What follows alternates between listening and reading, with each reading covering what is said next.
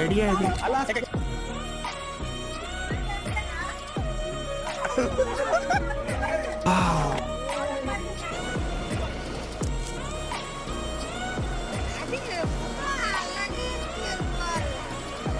చాలా కంట్రీలో ఉన్నావు బేటా.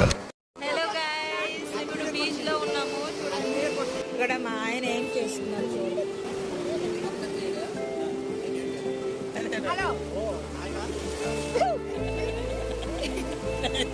అందరూ చేతిలో వెళ్ళిపోతారు. నేను నీతి పడుతున్నాను. చూడండి ఇక్కడ ఫ్యామిలీ అందరు కూర్చున్నాము.